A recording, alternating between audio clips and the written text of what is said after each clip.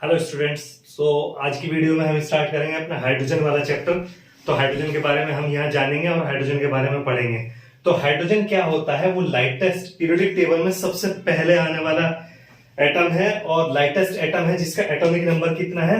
जिसका atomic number 1 होता है। ठीक है, इसके अंदर एक इलेक्ट्रॉन और एक प्रोटॉन रहता है, तो इसका एटॉमिक मास जो हो जाता है वो 2 हो जाता है एटॉमिक मास। ठीक है, तो एक इलेक्ट्रॉन है एक प्रोटॉन है, इसका एटॉमिक मास 2 हो जाता है। जो इसकी हाइड्रोजन की डिस्कवरी की थी वो हेनरी कैवेंडिश ने 1766 में। हेनरी कैवेंडिश ने 1766 में हाइड्रोजन को डिस्कवर किया था, लेकिन इसका हाइड्रोजन नाम जो है वो लेवोजियर ने बाद में दिया था, हाइड्रोजन। अब क्यों दिया था उसने और इसकी डिस्कवरी, पहले ये समझिए कि इसकी डिस्कवरी उसने कैसे की।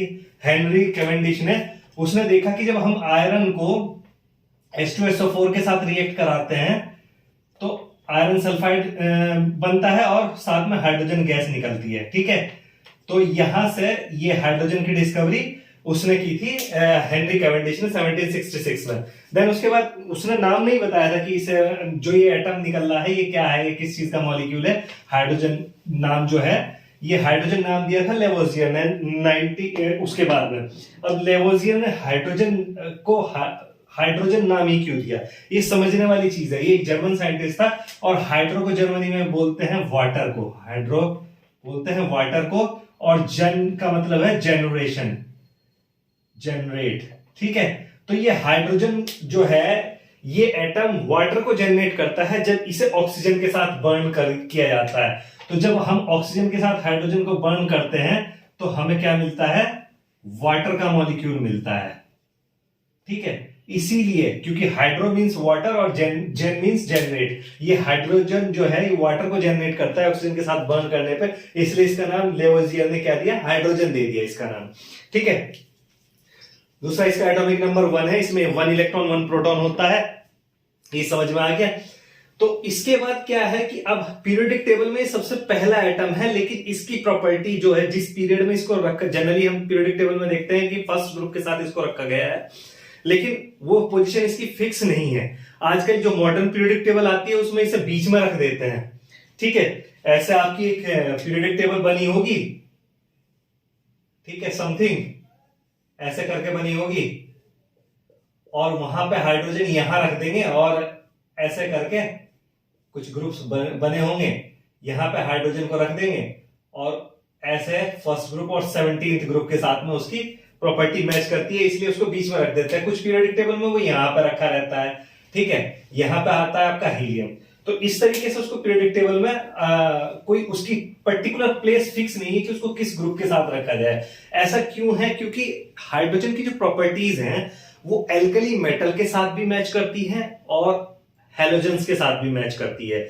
तो कुछ प्रॉपर्टीज उसकी एल्कली मेटल्स के साथ मिक्स मैच करती है, कुछ प्रॉपर्टीज हैलोजन के साथ मैच करती है। इसलिए इस वजह से क्या हो गया, उसकी जो पोजीशन है पीरियोडिक टेबल में वो एनोमेलस पोजीशन हो गई कि हम इसको रखे कहां, कुछ फिक्स करना उसको डिफिकल्ट हो गया।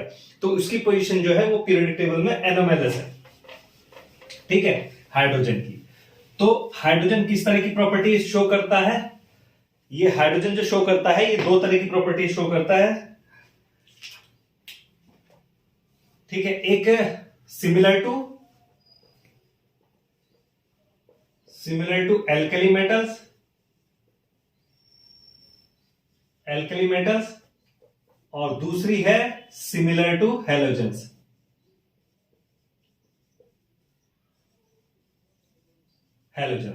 ये 2 तरह की प्रॉपर्टी जो भी है आपका ये हाइड्रोजन शो करता है, इसलिए इसको क्या बोला जाता है कि इसकी पोजीशन जो है एनोमेलस है ग्रुप के अंदर। अब हम 1 बाय 1 करके लेंगे। Similar to alkali metals, alkali metal के सिमिलर जो भी हम इसकी प्रॉपर्टी लेंगे, जैसे सबसे पहले इलेक्ट्रॉनिक कॉन्फ़िगरेशन। फर्स्ट है इलेक्ट्रॉनिक कॉन्फ़िगरेशन।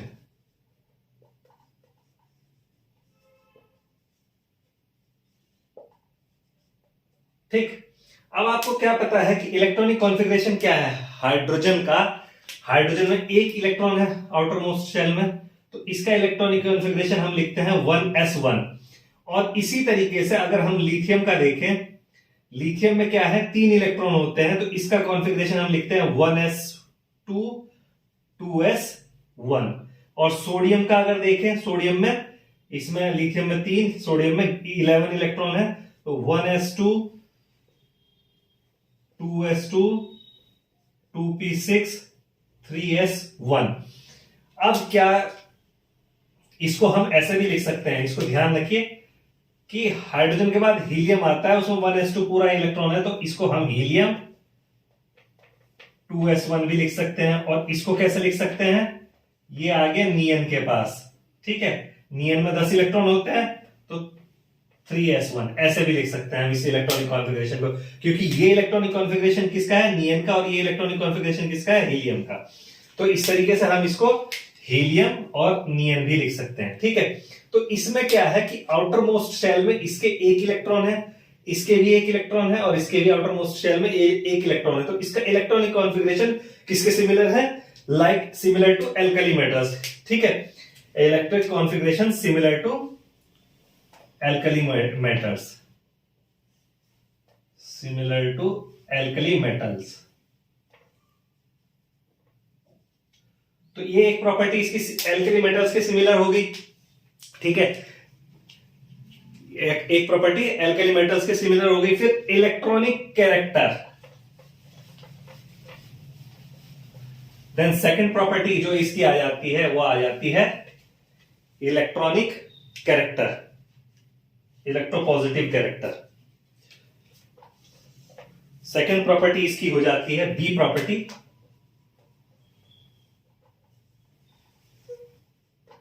Electropositive character.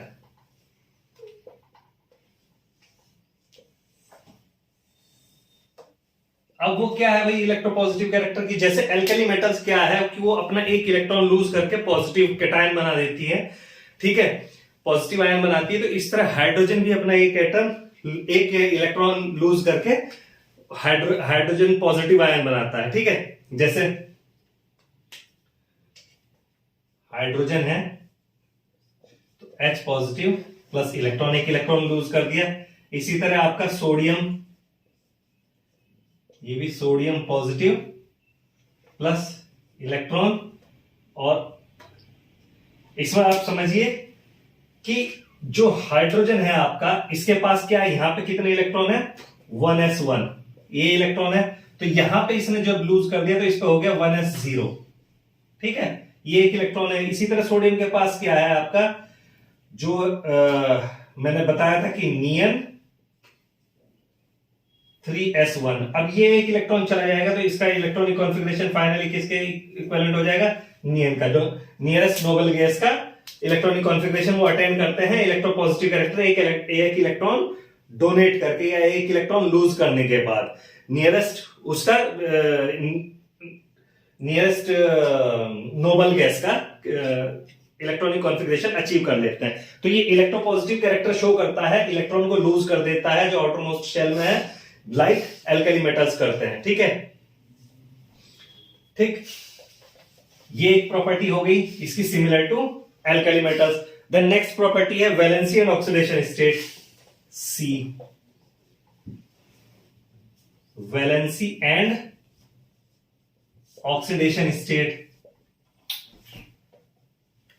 तो भैया ये ऑर्गेनिक, ये जो है ये क्या करता है, हाइड्रोजन भी ये प्लस की ऑक्सीडेशन स्टेट शो करता है, +1, इसकी ऑक्सीडेशन स्टेट क्या है, +1, जैसे जो आपकी एल्कली मेटल्स की होती है, shows +1 oxidation state as similar to alkali metals.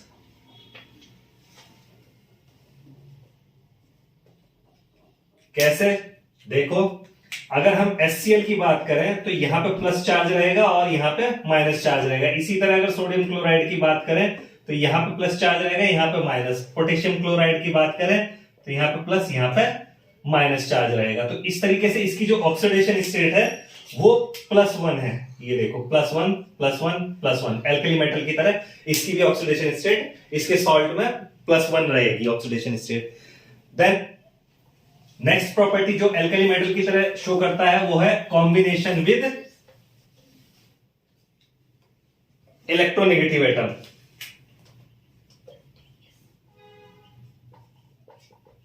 Combination with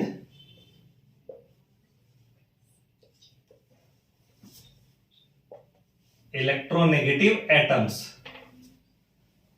ठीक है, इलेक्ट्रोनेगेटिव एटम्स के साथ इसका कॉम्बिनेशन होता है।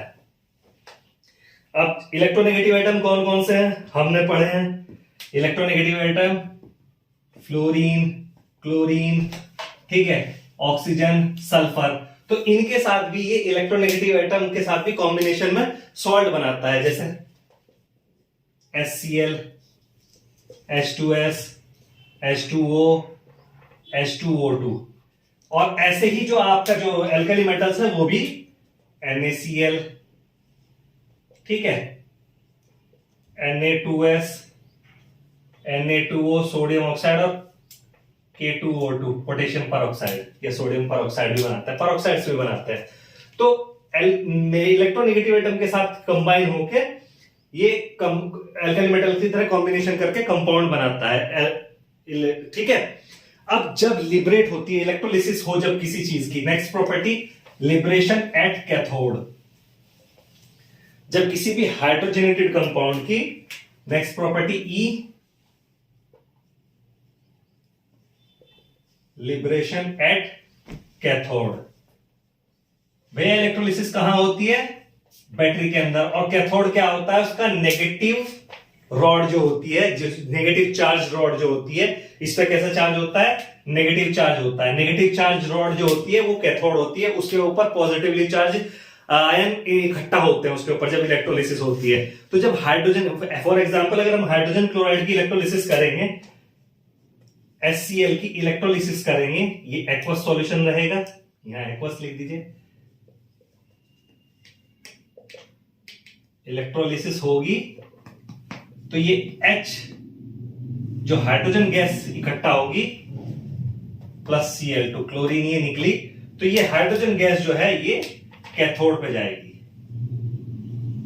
एट कैथोड, ठीक है, क्योंकि ये पॉजिटिवली चार्ज है, ये हाइड्रोजन कैथोड पे आयन की फॉर्म में इकट्ठा हो जाएगी, ठीक है। इसी तरीके से जब आपका सोडियम क्लोराइड का इलेक्ट्रोलिसिस होती है,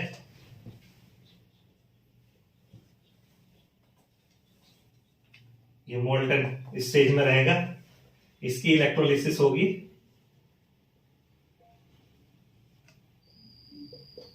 ठीक है, इलेक्ट्रोलिसिस होगी तो ये कैथोड पे होंगे और ये एनोड पे चला जाएगा। ये कहां होगा, एट कैथोड, ठीक है, ये कैथोड पे इकट्ठा होगा।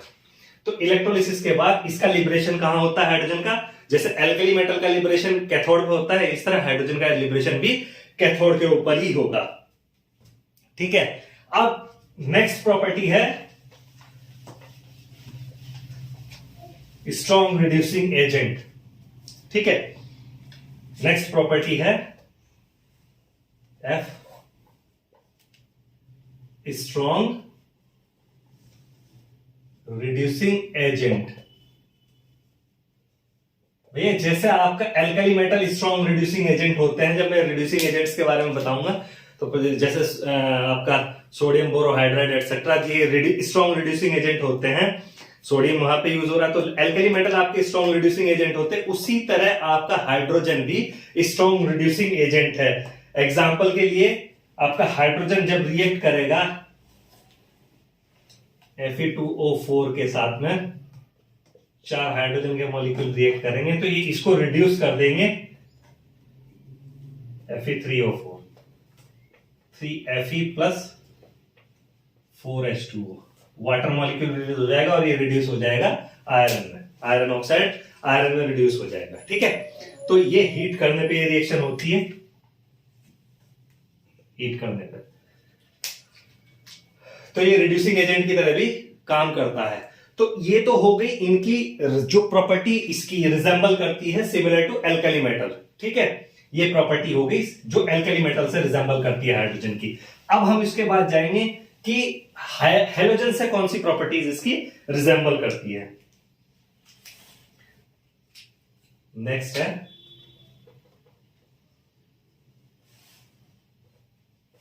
रिजेंबलेंस विद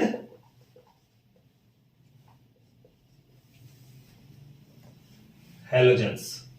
तो हैलोजेंस के साथ इसकी कौन सी प्रॉपर्टीज रिजेंबल करती हैं? तो भैया हैलोजन के साथ सबसे पहला तो वही इलेक्ट्रॉनिक कॉन्फ़िगरेशन, ठीक है। इसके बाद सबसे पहला क्या रहेगा हमारा? Electronic configuration.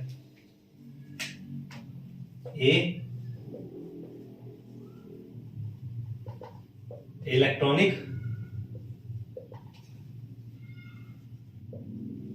कॉन्फ़िगरेशन, ठीक है। अब यहां पे देखने वाली बात यह है कि वहां जब हम एल्कली मेटल की बात कर रहे थे तो आउटर मोस्ट शेल में एक इलेक्ट्रॉन था, तो इसके एक हाइड्रोजन के आउटर मोस्ट शेल में तो एक ही इलेक्ट्रॉन रहेगा, लेकिन हेलोजेंस के आउटर मोस्ट शेल में तो एक से ज्यादा इलेक्ट्रॉन होते हैं, ठीक है। तो यहां पे जो बात हो रही है कि इलेक्ट्रॉनिक कॉन्फ़िगरेशन कहां किस सेंस में इसका वो करता है, तो ये क्या करता है कि हाइड्रोजन, ये इलेक्ट्रॉनिक कॉन्फ़िगरेशन कैसे मैच करता है? तो हाइड्रोजन का जो हमारा इलेक्ट्रॉन है, इसमें इलेक्ट्रॉन है वो 1 है और इसका इलेक्ट्रॉनिक कॉन्फ़िगरेशन 1s1 है।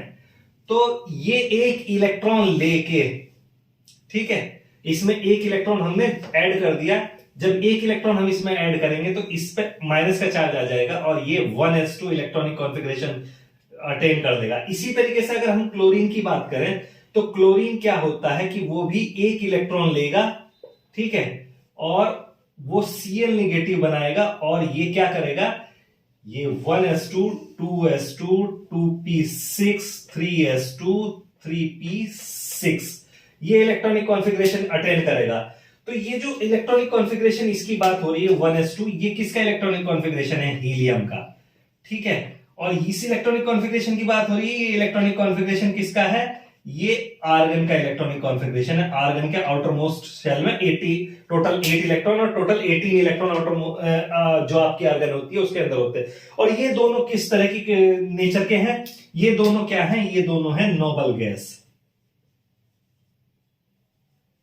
Noble gas.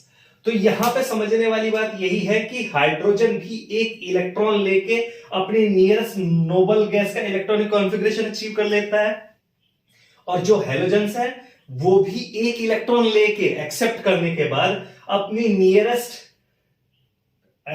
जो नोबल गैस है उसका इलेक्ट्रॉनिक कॉन्फ़िगरेशन अचीव कर लेती है। आप फ्लोरीन का एग्जांपल ले लो। फ्लोरीन के केस में क्या होगा? एक इलेक्ट्रॉन एक्सेप्ट करेगा और फ्लोराइड निगेटिव बन जाएगा 1s2 2s2 2p6, और ये जो इलेक्ट्रॉनिक कॉन्फ़िगरेशन है ये किसका है?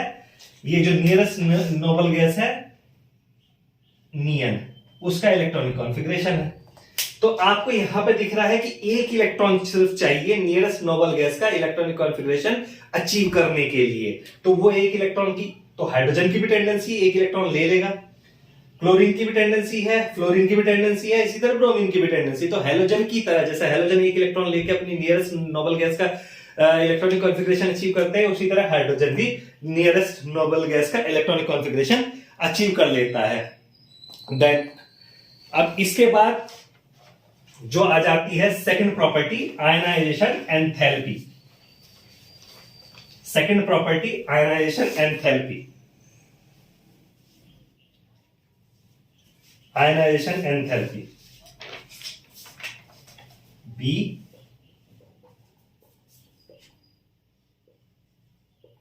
आयनाइजेशन एंथैल्पी, भैया शॉर्ट में लिख देते हैं आईई। तो सबसे पहली चीज तो समझना यह है कि आयनाइजेशन एंथैल्पी होती क्या है। तो आयनाइजेशन एंथैल्पी क्या होती है कि कोई भी एटम हो हमारा, उसके आउटर मोस्ट शेल में जो मोस्ट लूजली बाउंडेड इलेक्ट्रॉन होगा वो कहां होगा? आउटर मोस्ट शेल के अंदर। क्यों? इसको मैं समझाता हूं कैसे। कि भैया ये आपका न्यूक्लियस है, ठीक है, ये आपका न्यूक्लियस है और इसके अंदर आपके पॉजिट्रॉन भी। फॉर एग्जांपल मैं ले लेता हूं किसी भी एक एटम का, फ्लोरीन का ले लेता हूं। फ्लोरीन का जो इलेक्ट्रॉनिक कॉन्फ़िगरेशन होता है वो क्या होता है? यहां मैं लिख देता हूं 1s2 2s2 2p5, ठीक है, ये होता है इसका इलेक्ट्रॉनिक कॉन्फ़िगरेशन। तो इसमें 9 इसका एटॉमिक नंबर है, तो 9 इसके अंदर क्या होंगे? प्रोटॉन होंगे। 9 प्रोटॉन होंगे इसके अंदर, जिन पे क्या है? पॉजिटिव चार्ज है। कैसा चार्ज है? Positive charge. अब इसके अब बाहर के शेल, ये इसके एक बाहर का शेल है, ठीक है, इसमें 2 इलेक्ट्रॉन है, एक यहां पे सपोज, एक यहां पे है, ठीक। उसके भी बाहर एक और शेल होगा जिसमें 8 इलेक्ट्रॉन होंगे, और उसके भी बाहर एक और शेल होगा,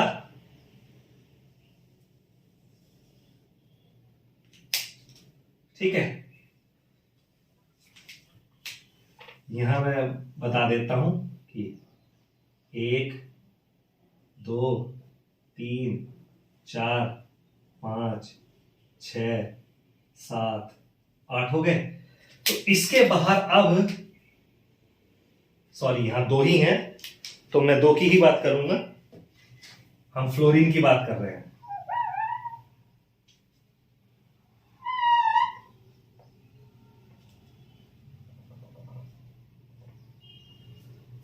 ठीक है, तो मैं 1 इलेक्ट्रॉन कम कर देता हूं, 7 इलेक्ट्रॉन होंगे। तो अब इसमें 7 इलेक्ट्रॉन है, तो ये अब यहां पे आप एक चीज समझिए, एक चीज को देखिए बहुत ध्यान से, कि यहां से लेके यहां तक जो इसका सेंटर है, न्यूक्लियस से लेके यहां तक की डिस्टेंस एक, और एक न्यूक्लियस से लेके यहां तक की डिस्टेंस, तो कौन सी डिस्टेंस ज्यादा है?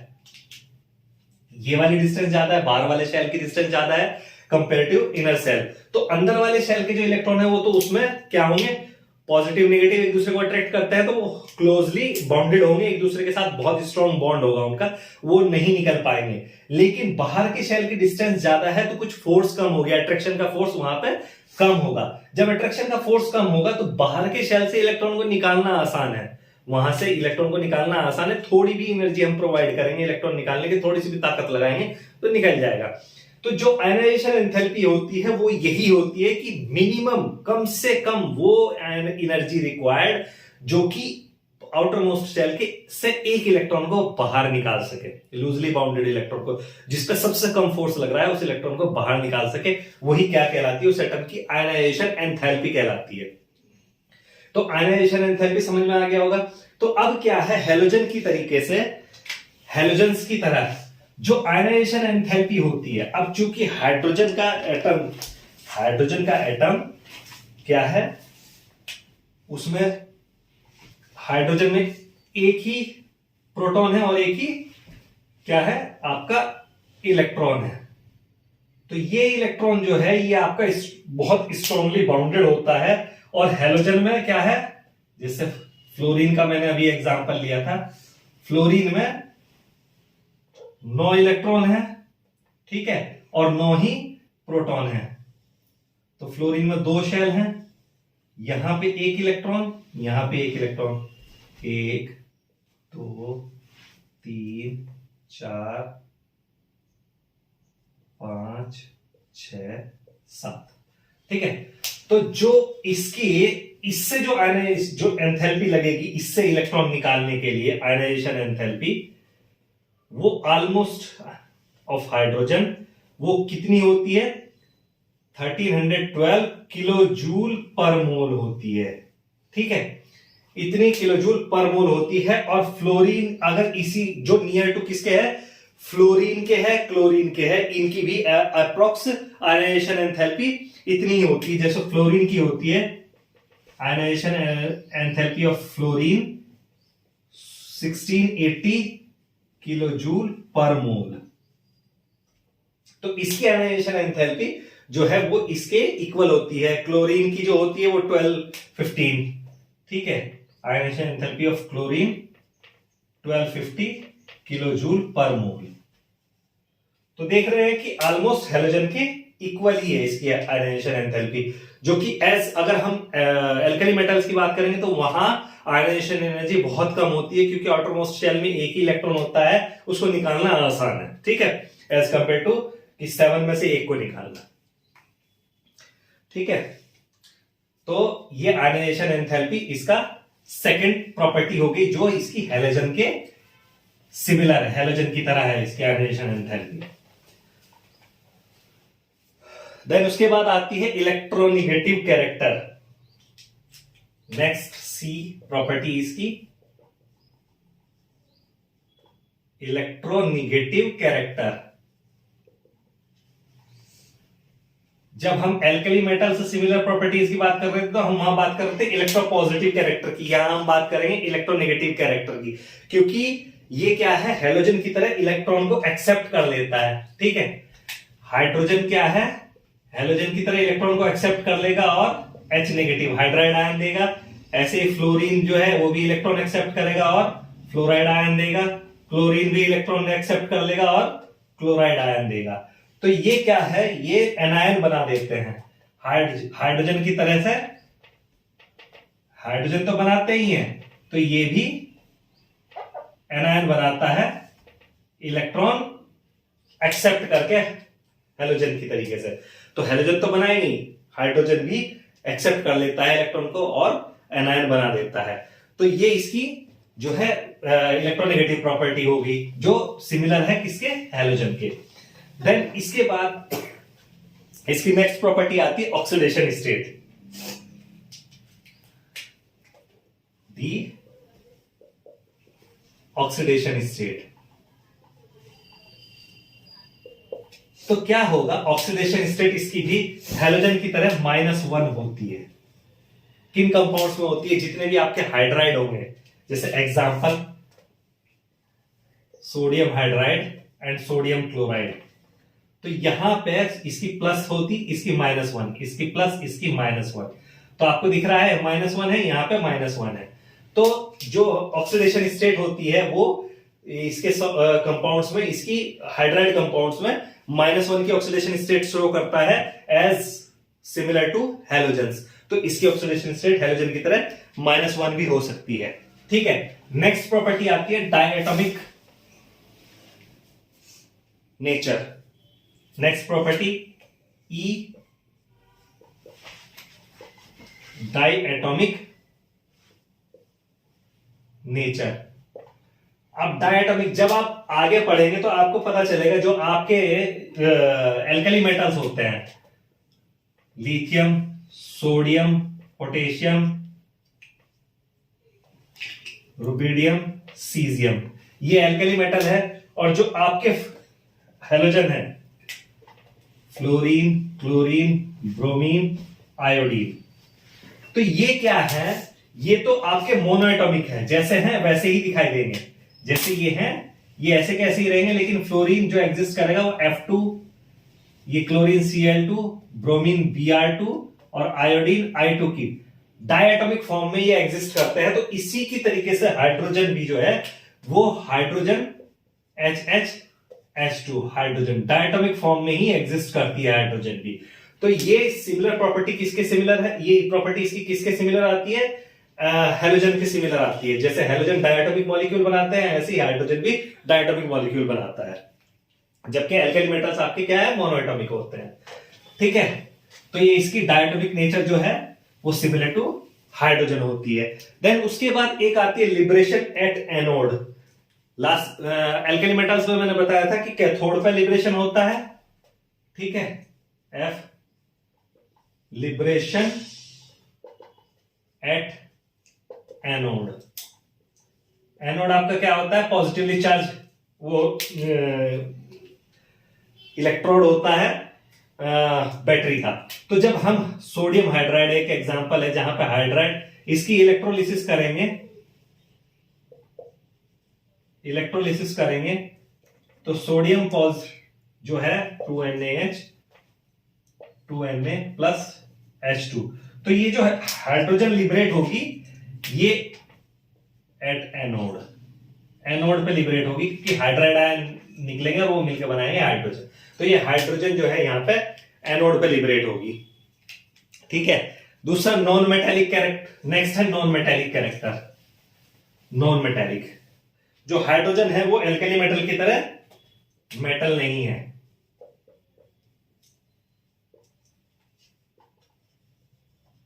नॉन मेटेलिक कैरेक्टर, ये हाइड्रोजन की तरह, हाइड्रोजन जो है वो एल्कली मेटल की तरह मेटल नहीं है। इसका कैरेक्टर नॉन मेटेलिक होता है हेलोजेंस की तरह। हेलोजन नॉन मेटेलिक कैरेक्टर रखती हैं, तो उनकी तरह इसका नॉन मेटेलिक कैरेक्टर होता है। नेक्स्ट आता है नेचर ऑफ कंपाउंड।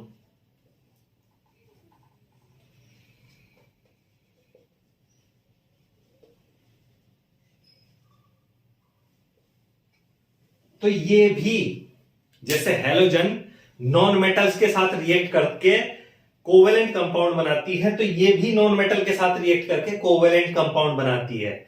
जबकि एल्कली मेटल क्या बनाती है, वो आयनिक कंपाउंड बनाती है। जैसे एग्जांपल आपका, अगर मैं बात करूं मीथेन, ठीक है, यहां पे हाइड्रोजन कार्बन के साथ, कार्बन क्या है, non metal,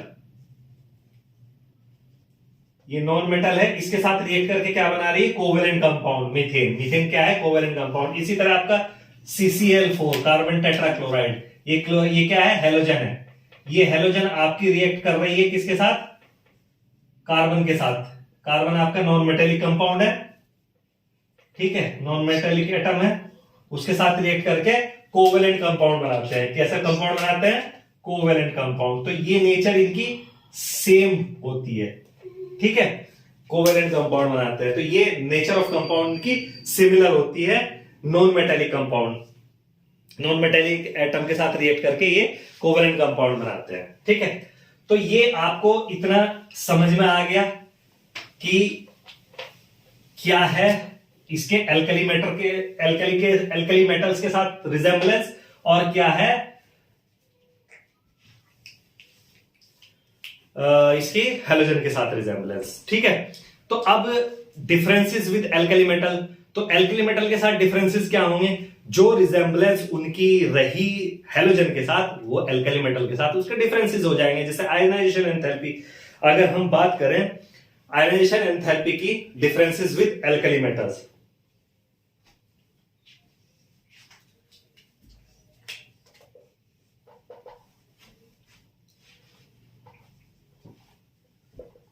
with alkali metals, ठीक है, डिफरेंसेस विद एल्कली मेटल्स। पहली है आयनाइजेशन एंथैल्पी। तो आयनाइजेशन एंथैल्पी की अगर हम बात करें, आईई आयनाइजेशन एंथैल्पी, तो जो हाइड्रोजन की आयनाइजेशन एंथैल्पी है,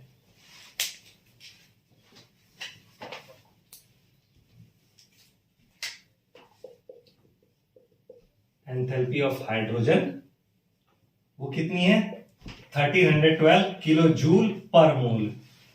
वहीं अगर हम एल्कली मेटल की बात करें, तो सोडियम की जो आयनाइजेशन एंथैल्पी है वो 496 किलो जूल पर मोल, सिर्फ इतनी है।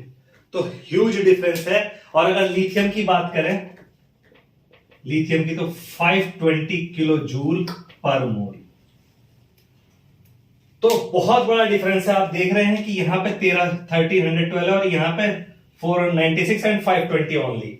तो इतना बड़ा डिफरेंस है आयनाइजेशन एनर्जी का। ये नियर टू हैलोजन है, तो हैलोजन के साथ इसकी ionization energy, ionization enthalpy similar है as compare to alkali metals. तो ये डिफरेंस हो गया एल्कली मेटल के साथ उसका डिफरेंस। नॉन मेटेलिक कैरेक्टर एक डिफरेंस है, non metallic character. Second difference non metallic character.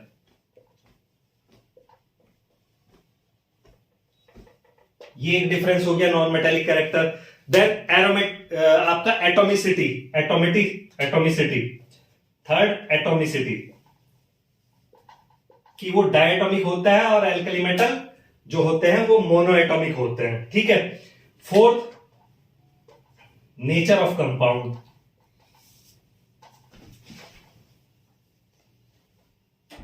जो आपके एल्कली मेटल्स हैं वो क्या बनाते हैं, आयनिक कंपाउंड, जबकि हाइड्रोजन कैसा बनाता है, कोवेलेंट कंपाउंड, ठीक है।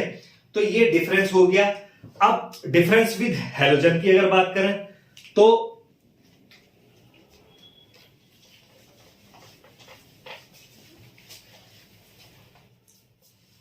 Difference with halogen,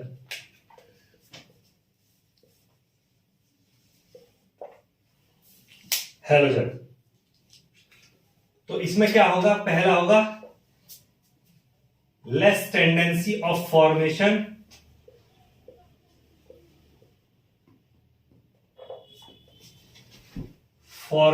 of hydride, ठीक है। हाइड्राइड की फॉर्मेशन की टेंडेंसी बहुत कम होती है, ठीक है। अब दूसरी चीज हो जाएगी absence of lone pairs of electron. ये मैंने बताया नहीं, तो ये आपको समझना पड़ेगा। अब जैसे जो आपका डायटोमिक प्रॉपर्टी होती है हाइड्रोजन की, तो हाइड्रोजन कैसे क्या करता है कि हाइड्रोजन के आउटर मोस्ट शेल में जो एक इलेक्ट्रॉन है वो दूसरे हाइड्रोजन के आउटर मोस्ट शेल के एक इलेक्ट्रॉन के साथ रिएक्शन करके बाइंड करके वो बना देता है। लेकिन अब इसके बाहर शेल में कोई इलेक्ट्रॉन नहीं है, no unpaired electron, unpaired electron. ठीक है, लोन पेयर को अनपेयर्ड भी बोलते हैं। ठीक है, अनपेयर्ड, लोन पेयर्स को अनपेयर्ड इलेक्ट्रॉन भी बोलते हैं।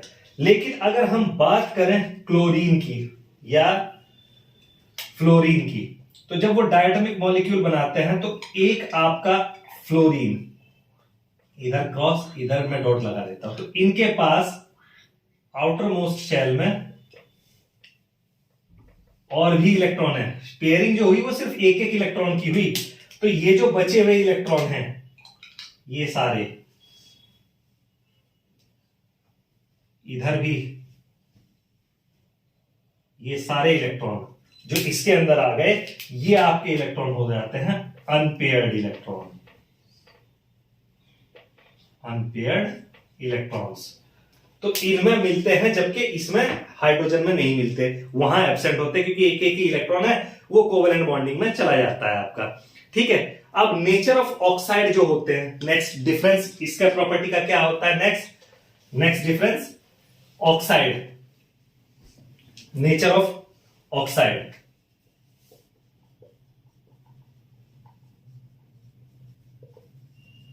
तो जो आपके हेलोजन ऑक्साइड बनाता है, एग्जांपल Cl2O7, ये क्या है, एसिडिक है।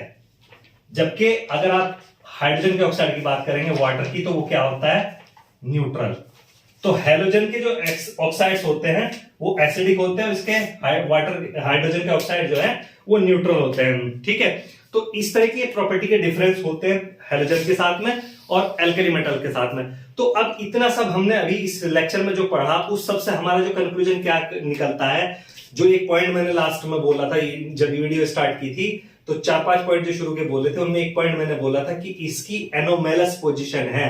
तो इन सब प्रॉपर्टीज से ही हमें पता चलता है कि भैया अब हम इसको रखें कहां, ग्रुप 17 की हेलोजन के साथ रखें कि इसको ग्रुप फर्स्ट की एल्कली मेटल के साथ रखें, क्योंकि ये एल्कली मेटल से भी रिजेम्बलेंस शो करता है और ये हेलोजन के साथ भी रिजेम्बलेंस शो करता है। और डिफरेंसेस जो इसके एल्कली मेटल्स के साथ हैं, डिफरेंसेस इसके हेलोजन के साथ भी हैं।